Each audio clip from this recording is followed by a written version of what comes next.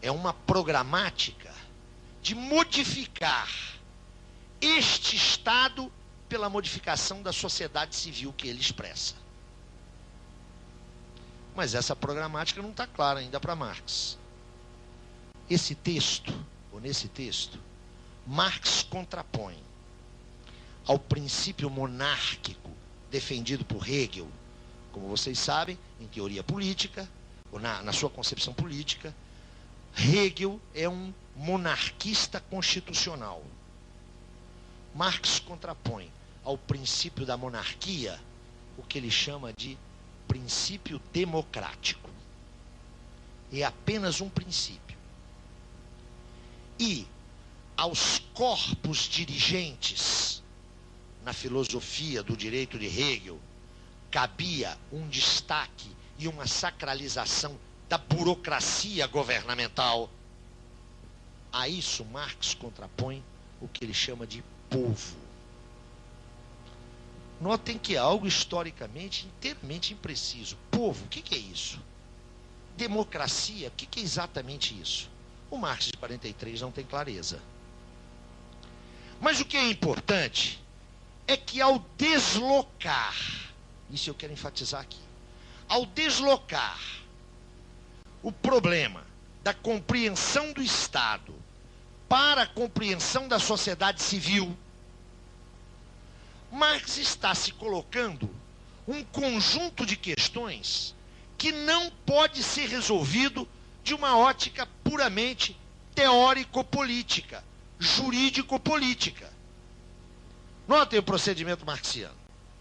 Se é a sociedade civil que pode abrir a via para a compreensão do que seja esse Estado, e se essa sociedade civil é o reino do privatismo, é o domínio do mercado onde cada indivíduo se permuta, para entender essa sociedade civil, eu não posso trabalhar apenas com um referencial jurídico-político.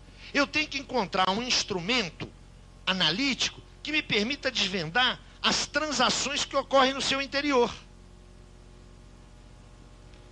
Aqui, nessa primeira crítica a Hegel, Marx, primeiro, desloca o eixo da análise.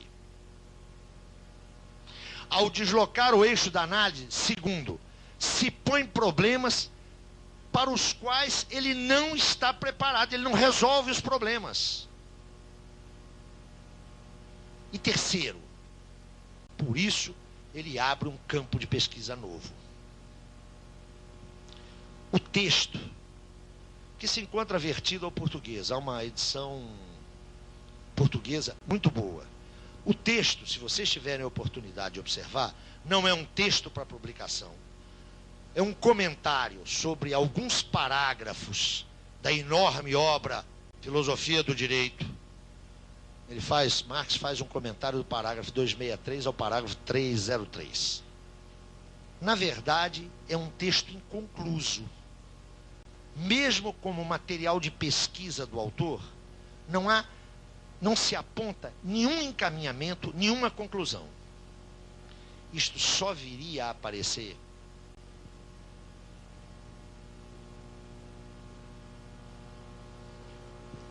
na segunda crítica,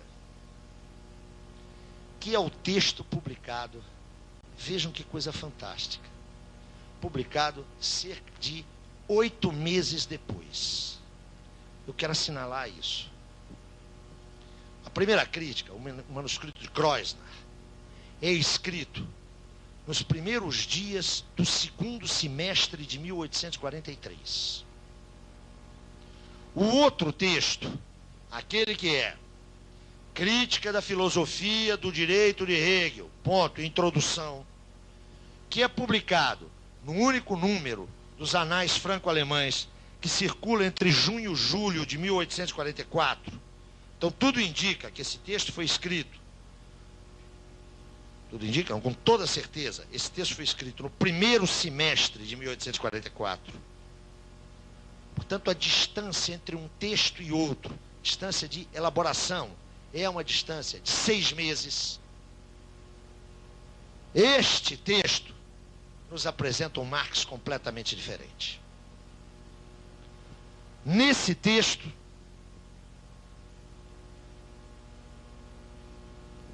aparecem duas categorias que estão completamente ausentes no manuscrito de 43.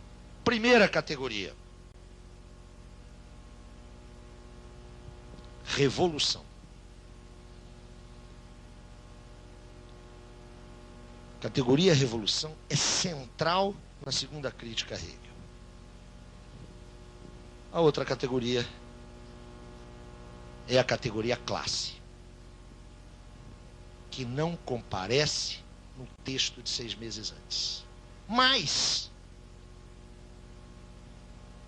na segunda crítica, a revolução é associada à necessidade da classe social, que, sendo a mais desumanizada, é a única que pode ter exigências radicais de humanização. Neste segundo texto, Marx vincula a revolução proletária à filosofia clássica.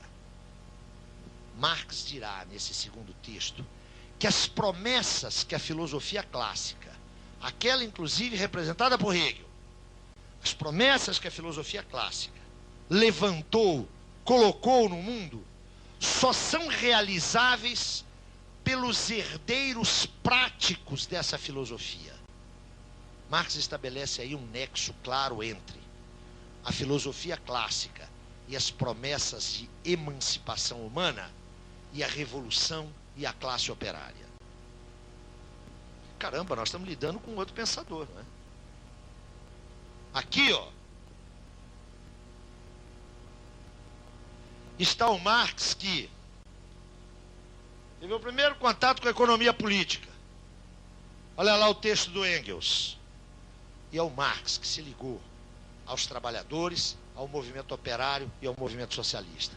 Aqui é um Marx comunista que está falando. Há uma brutal diferença entre a primeira e a segunda crítica. O que houve aí nesses meses foi a precipitação, por favor, no sentido de experiência química, hein?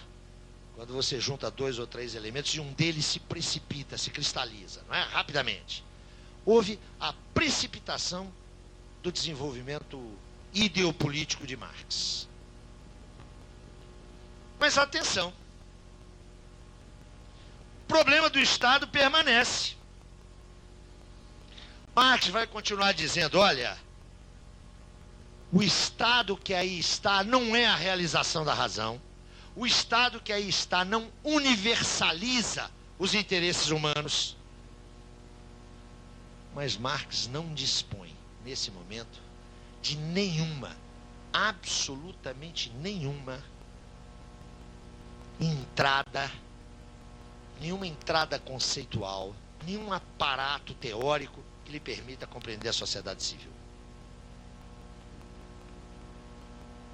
Mas já está aqui, insisto, o seu campo de problemas, que vai ser viabilizado enquanto possibilidade de análise